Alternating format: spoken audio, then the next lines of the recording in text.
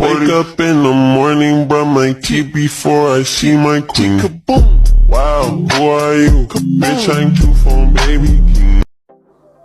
Hello guys and welcome back to my new videos again. And आजको यस भिडियोमा चाहिँ म एउटा तपाईलाई ट्रेन्डिङ XML दिन गइरहेको छु है, जुन चाहिँ टिकटकमा एकदमै धेरैले मन पराइदिनु भयो र मलाई XML प्लस ट्युटोरियल पनि मागिराख्नु भएको थियो नि त।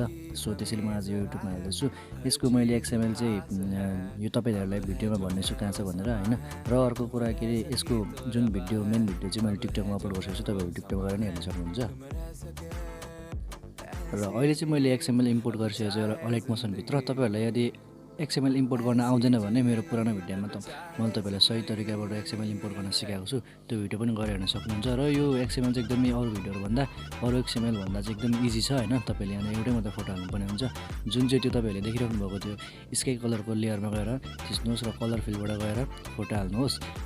फोटो चाहिँ मैले टिकटकमा हालेकै हाल्न गइरहेको छु, किनकि त्यो फोटो हेरेर तपाईहरुलाई यो XML रहेछ भनेर थाहा पाउन सजिलो हुन्छ नि त। सो त्यही भएर त्यही फोटो हाल्न गइरहेको छु र मेरो फोटो यो छ। र तपाईहरुले पनि टिकटकको रेसियो 9:16 मा फोटो हाल्न सक्नुहुनेछ हैन। सकेसम्म त्यसमै हाल्नु होला, नत्र भने फोटोहरु चाहिँ सबै खुम्चेर तपाईहरुको फोटो अलिकति बिग्रिने जस्तो देखिन्छ, बिग्रेको जस्तो देखिन्छ। र फोटो हालिसकेपछि चाहिँ हाम्रो XML कम्प्लिट नै भइसकेको छ हैन। र तपाईहरुले यहाँनेर एउटा कुरा के गर्नुपर्ने हुन्छ भने तपाईहरुले यहाँनेर आफ्नो तपाईको च्यानलको अथवा तपाईको टिकटक नेम हैन जे भए पनि एउटा दिन सक्नुहुन्छ, जसको लागि तपाईहरुले यहाँ साइडको प्लस आइकनमा थिच्नुहोस् र टेक्स्टमा जानुहोस्। यहाँनेर तपाईहरुले आफ्नो नाम लेख्न सक्नुहुन्छ, जस्तै मैले मेरो च्यानलको नाम लेखेको छु VacXo एडिट भनेर हैन।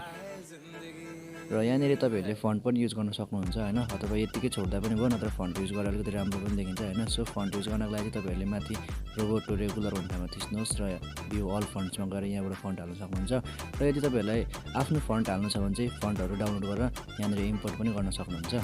र तपाईहरुले त्यहाँनेर गएर ओभरलेमा क्लिक गर्नुहोस्, र जसले गर्दाखेरि तपाईको त्यो सजिलै भिजिबल हुँदैन र प्राय गरेर अरूले त्यो थाहा पाउँदैन पनि, जस्ट तपाईहरुको त्यो च्यानलको लोगोको लागि मात्र त्यसले काम गर्ने हुन्छ नि त। सो र यदि भइसकेपछि हाम्रो XML रेडी भइसकेको छ र अब हामीले यसलाई एक्सपोर्ट गर्न मात्र बाँकी हुन्छ। सो एक्सपोर्ट गर्नको लागि माथि रहेको सेटिङ देखि यता साइडको आइकनमा थिच्नुहोस् र तपाईले भिडियोको त्यहाँ साइडमा थिच्नुहोस् र तपाईले यहाँबाट भिडियो क्वालिटीहरु पनि बढाउन सक्नुहुन्छ। र मुनिको क्वालिटी यो MBPS भनेर चाहिँ फुल गरिदिनुहोस् र एक्सपोर्ट गरिदिनुहोस्। र यति गरिसकेपछि हाम्रो भिडियो कम्प्लिट हुनेछ।